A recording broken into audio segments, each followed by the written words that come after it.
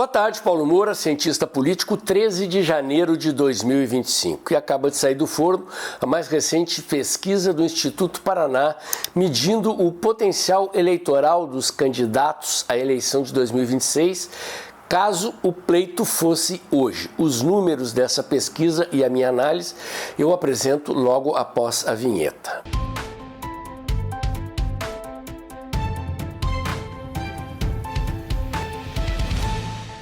Meus amigos, agradeço a todos vocês que todo mês contribuem financeiramente para garantir que o canal Dextra continue no ar já há mais de 4 anos, entregando a vocês diariamente informação e análise independente. O mês de janeiro está avançando. Se você puder pegar seu Pix e se tornar membro do canal, eu agradeço. Muito bem, meus amigos, vamos aos números. Se a eleição presidencial fosse hoje e os candidatos fossem esses, Lula faria 34%, Bolsonaro faria 33,9%, Ciro Gomes faria 11,3%, Marçal faria 6,1% e Caiado 4,7%. Uma primeira pesquisa medindo o tamanho de Marçal no tabuleiro nacional, observa-se que, pelo menos até este momento, Marçal não se transformou num nome competitivo, está muito próximo ali mais do desempenho do Caiado do que de Bolsonaro, do qual está muito distante, mas Marçal atrapalha sim Bolsonaro, como se pode ver pelo próximo cenário, em que o Instituto Paraná mediu o pleito sem a presença de Marçal. Nesse caso, Bolsonaro abriria uma vantagem de 3 pontos percentuais sobre Lula, faria 37,3% contra 34,4% de Lula. Ciro Gomes faria 11,7%, Caiado 5,4%. Tanto o Ciro quanto o Caiado dão uma subidinha, mas quem se beneficia mais da ausência de Marçal no tabuleiro é Bolsonaro. Venceria Lula no primeiro turno com uma margem de 3 pontos percentuais de vantagem. Lula derrota outros nomes da direita, notadamente derrotaria Michele Bolsonaro e Tarcísio. Mas no cenário de segundo turno, vocês vão ver que não é algo tão assustador assim. Haddad perderia para os outros nomes da direita. Haddad faria algo em torno de 18 pontos percentuais. Se fosse candidato, é muito menos competitivo do que Lula e perderia para Michele Bolsonaro e Tarcísio, é o que mostra a pesquisa. Não vou trazer todos os números de todos os cenários aqui para não deixar o vídeo muito longo, mas a informação que importa aqui é essa. Haddad perderia tanto para Michele como para Tarcísio, se fosse ele o candidato do PT.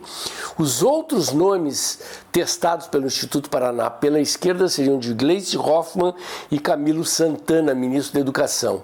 Nenhum dos dois atinge a marca de 10% na pesquisa. Portanto, o PT não tem saída, tem que concorrer com Lula, caso contrário, perde a eleição para qualquer outro nome da direita que vier a disputar, caso Bolsonaro fique inelegível. Cenário de segundo turno. Bolsonaro faria 45,7% contra Lula, que faria 42,2%. Vejam só, Bolsonaro derrotaria Lula no segundo turno com uma bela margem de distância. Lula empata tecnicamente com Michele Bolsonaro, com uma pequena vantagem, 43,1% para Lula, 42,2% para Michele, e Lula venceria Tarcísio, 43,4% contra 40,6% de Tarcísio. Michele, portanto, é mais competitiva do que Tarcísio, se for ela a candidata ao invés de Tarcísio de Freitas. A margem de erro da pesquisa é de 2,2 pontos percentuais. O que é que chama atenção aqui? Primeiro, aquilo que eu já falei. O PT não tem saída. Ou concorre com Lula ou concorre com Lula. Caso contrário, perde a eleição presidencial e mesmo com Lula, corre o risco de perder a eleição. Forte risco. É preciso levar em consideração o seguinte, gente. O Lula está absolutamente protegido pela mídia. sofreu alguns reveses no noticiário com a crise fiscal no final do ano passado, sofre revés com o impacto da inflação no bolso do consumidor. Talvez isso explique a vantagem de Bolsonaro sobre Lula neste momento, mas é preciso observar o seguinte, quer dizer, o analista, quando se debruça sobre pesquisas, vai imediatamente olhar para os fatos que impactaram a opinião pública antes da pesquisa.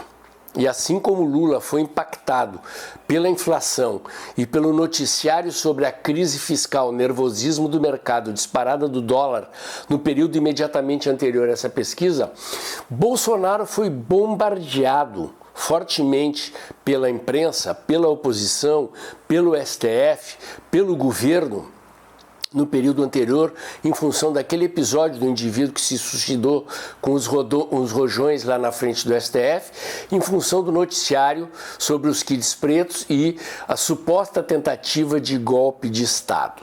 Não há nada que comprove que Bolsonaro tenha a ver com isso, mas, obviamente, o noticiário bombardeou significativamente Bolsonaro.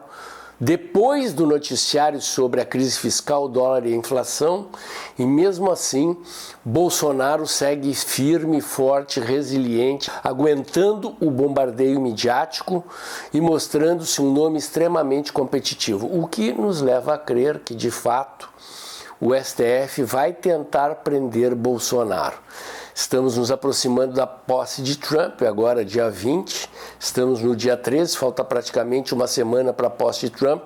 Vamos ver como é que fica o tabuleiro eleitoral e o tabuleiro político nacional e internacional com a posse do presidente novo dos Estados Unidos e com a intenção do STF de prender Bolsonaro. Terão coragem?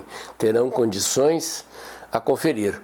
O meu comentário de hoje era esse. Se você gostou, curte, comenta e compartilha, bota o dedãozinho lá, aperta o sininho para o YouTube avisar você quando tem de novo no canal, inscreva-se aqui no meu canal, inscreva-se também nos meus canais alternativos nas outras mídias sociais e lembre-se, o vídeo está terminando, o mês de janeiro está avançando, se você puder, pingue seu Pix ou torne-se membro do canal, ajude o canal Dextra a continuar na trincheira da batalha da defesa das ideias liberais e dos valores conservadores. E se você puder, compartilhe esse vídeo, leve mais longe os conteúdos que eu entrego aqui diariamente. E amanhã tem mais.